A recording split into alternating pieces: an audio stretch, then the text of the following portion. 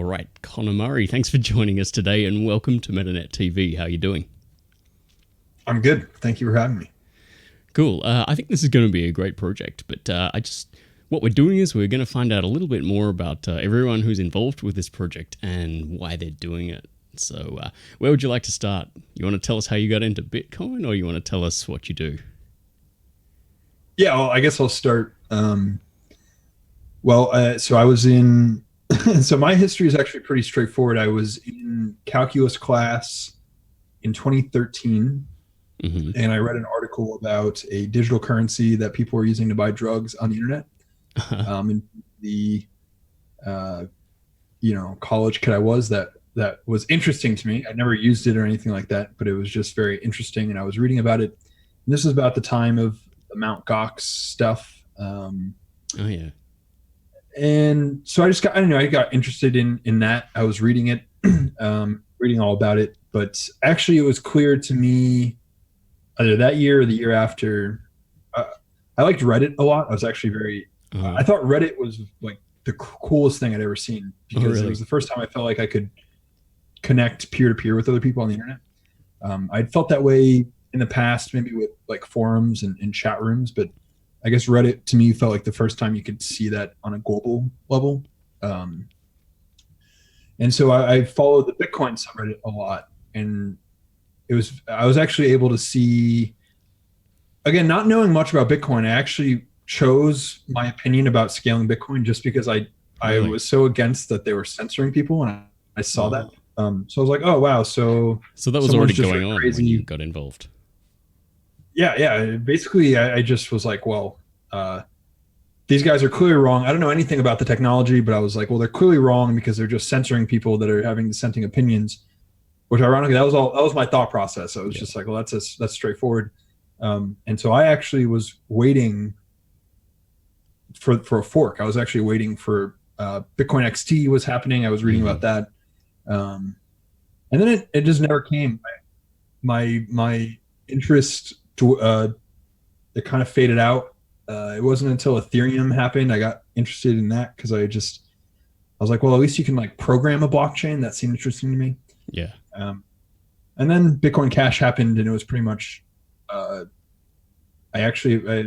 me, I watched Craig Wright's presentation in Arnhem, and just so many things clicked. It was just like, wow, this is happening, and we're finally doing this again. And so that pretty much brought me back onto it. And then I guess lastly, the boring history is that I was very frustrated, as I'm sure this is your situation. I was very frustrated that there was just no information out there that seemed to make any sense. So me and my friend Corey decided to start recording random conversations, and then it kind of worked out to this point. So yeah. You said you were recording, so you've got a podcast or a video out there? Yeah, so we had a podcast at the time that was called the BCH Boys, the Beach Boys. Actually, that was when we were interested in Bitcoin Cash, and then now we call it Bitcoin and Beyond. Right. And Corey doesn't do it too much anymore, but maybe one day he'll come back. I don't know. Yeah. Cool. Yeah, it's unfortunate that we have BSV now. I mean, the ticker symbol, because it doesn't have all those fun wordplay elements that BCH did.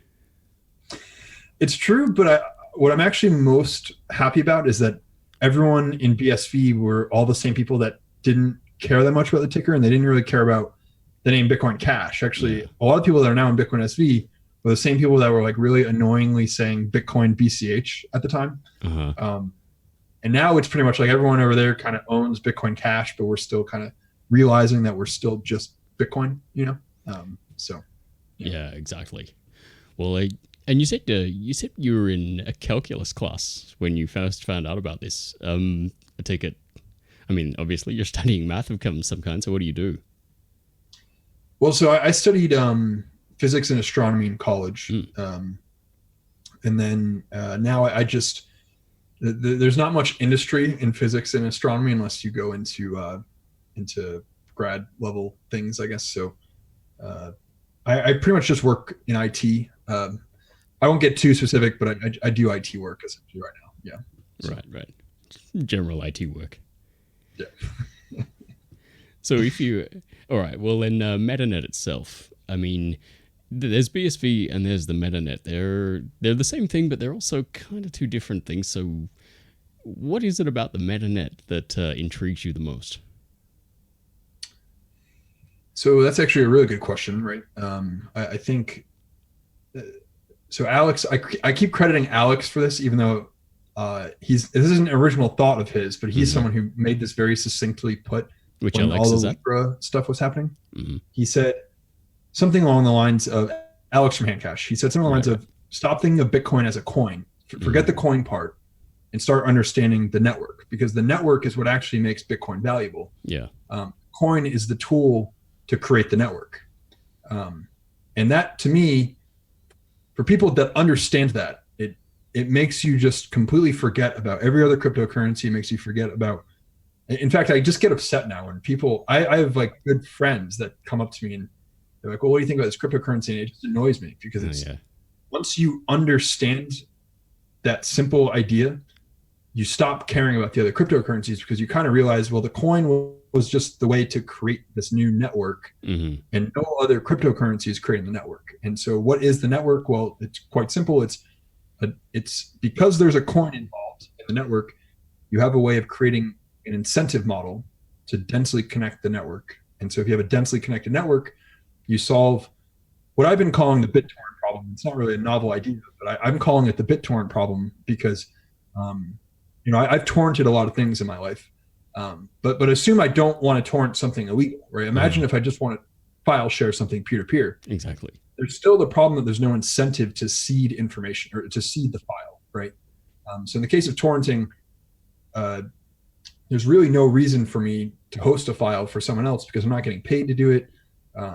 Just the incentive model of BitTorrent is completely broken. It's just built on benevolence of pirates, essentially, is what it is now. And so MetaNet, to answer your question, is basically MetaNet solves the problem because now we can have files stored immutably on a distributed ledger, and then anyone can interact with that, right? Now, the MetaNet protocol itself is more complicated than that, and I've been really enjoying reading Unwriter's breakdowns of the actual protocol, because the protocol is actually more intricate than just that, and it's pretty fascinating what you can do with the protocol, where you have a parent and then child and all that kind of stuff. But so I guess just to answer your question, what excites me the most about like why MetaNet over Bitcoin? Well, MetaNet is just, it's only possible because we have Bitcoin, and I actually just finished talking about this. It's a network that is more densely connected than anything we've ever seen in the world. Yeah. Copy Craig Wright said specifically, he said, this is the network, this is DARPA's wet dream. He said, this is the network DARPA wished that they created, but they did it. And that means that we all get to use it instead, which is fantastic. Yeah.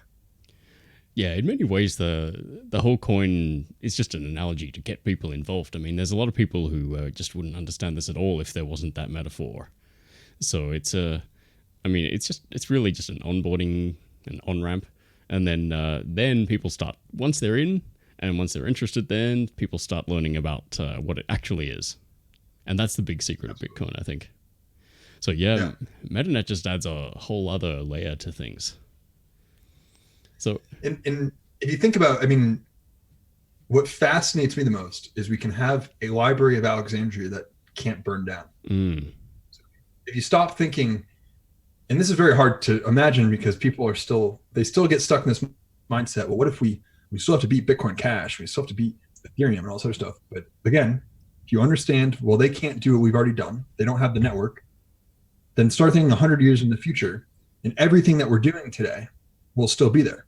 And maybe think 1,000 years in the future, right? For sure. So I think there's vast implications of it, hopefully, than just a cool network that we're using today. So, indeed, and I totally agree. So, getting back to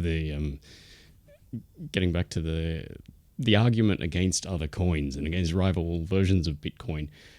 I see a lot of that around, and it is kind of annoying because I just wish people would shut up about it and focus on what's positive about their own project rather than what's negative about others. But do you think it's actually necessary to do that, just to point out to people why they should be looking at your project and not considering others? That's another good question, but I think yes. Actually, I'd probably go against the grain on this, and I think yes to a degree. Yeah. And the only reason why I think yes is because, so you have to remember. So this is the ironic part. This is the ironic thing. So Chris Pacia just wrote this article talking about like, it was full of stuff I don't agree with, but he actually used Satoshi's original quote that said, the problem with conventional currency is that we must trust that the central authority not to debase the currency.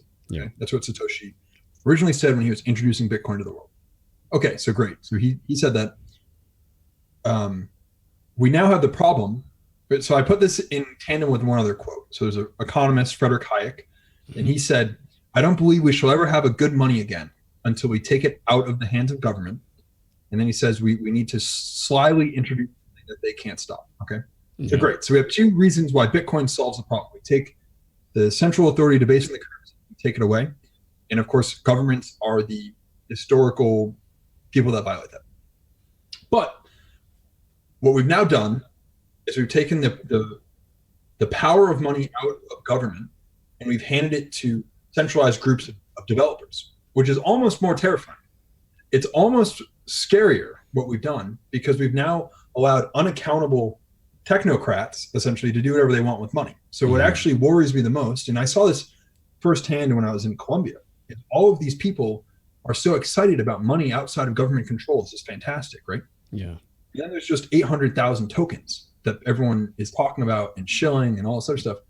And it's like, well, we're forgetting the inherent reason why Bitcoin is created, because we have to make sure that a central authority cannot debase the currency. So in the case of Bitcoin Cash, you are trusting that Omri Sachet and two other people maybe aren't going to debase the currency. In Bitcoin Core, you're trusting that the core developers aren't going to debase the currency. In Ethereum, it's the Ethereum Foundation, and so on and so forth, right? So none of these cryptocurrencies have actually solved that problem. And I guess why, to bring it full circle as to why I care, is because the reason why I think Bitcoin is valuable is because you don't have to any longer worry about, if I put money under a mattress here in the United States, it's going to get debased by inflation. Yep. We solved that problem with Bitcoin. Every other cryptocurrency did not solve that problem. They actually just reintroduced the problem in a different way. And so I think from an empathetic perspective, it just bothers me that I know people that have money in other cryptocurrencies, and it will not work because it doesn't pass that first selling point of Bitcoin, which is taking the power to debase the currency out of a central authority. Right, so right. I'm just more worried about other people's money, but maybe I shouldn't be. Well, I think if you worry about other people's money, you're really worrying about your own money too, because in the end, it's the network effect that gives it the value. It's true. Yeah. Yeah. Okay, cool. Well, that's probably all we need to say now, but tell us, what are you working on at the moment? So a couple things that I can't talk about, but working on like an application that's something separate. That's probably more long-term. I'm working on something else that I can't talk about, but it will be really cool, and you'll see it soon. And then also I'm writing for MetaNetTV, which is obviously why we're here. Yes. So I'm really excited about that because I'm not a traditional writer. The problem that I always have, but when I actually sit down and do it, I get pretty proud of it after the fact. And so, so you guys have given me a way to be motivated to actually finish something. Well, luckily, that's something that can be learned with practice. That's true. That's very true. Yeah, I mean, there's people who are good at writing. There's people who are technical, and that Venn diagram doesn't have a whole lot of overlap sometimes. But yeah, we can get there. I usually I'll write something and then I just need someone to go over it and say, don't say this, say this, don't say this, don't say this. So we'll see. The dirty secret of editing is everybody needs that. Yeah. So what topics are you going to look at first? So there's something that I started a long time ago that I was hoping to finish, and I don't know if it's appropriate for this, but have you ever read the story Dune by any chance? The science fiction story. Yes, I have, and I've seen at least 2 of the movies. Okay, good. So it's by far my favorite fictional book by far. And maybe I don't know if this is appropriate, but what I started a long time ago and I want to finish it. I think if everyone wants to understand Bitcoin, Yep. as far as a historical artifact, you have to understand the story of Dune, not just the first book, but actually all the way into the fourth book. Okay, I haven't got that far. Okay, so I won't spoil anything for you right now, but the article will spoil for you if I finish it. But the general idea is basically what I hope. While the individuals behind Bitcoin aren't important, I think truth is important. So this is something that I struggle with on a weekly basis. Is I've met Craig Wright. I've talked with him. I have learned an unbounded amount of things about Bitcoin from him. Mm-hmm. And he's very adamant on people not defending him. He doesn't really care about being defended. But to me, I actually think truth is important. And I think it just inherently bothers me when I see people not being truthful about him. But most importantly, the problem that's going to come out with Bitcoin is once everyone understands who he is, there's then going to become this cult of personality, essentially, or it's going to become a mythical story about him, essentially. Because this is what happens with everybody. This is what happened. This is what Dune teaches us. Dune teaches us that the problem with heroes, essentially. So what I would like to write about and explain is if you understand not only you can actually understand Craig's entire position as to the hard position that he's in. If you read Dune from books 1 through 4, and if you read the fourth book, you'll understand what he's doing right now. So one short thing that I would like to help people understand is if you understand that story, you can actually understand his position. And if you understand his position, it also helps you understand what you need to do moving forward, which is that you need to understand that obviously Craig is just a person. But there will be inherently people that are going to try him more than that. And that's a problem. That's going to be in a way big problem. It's already happened, kind of. Yeah.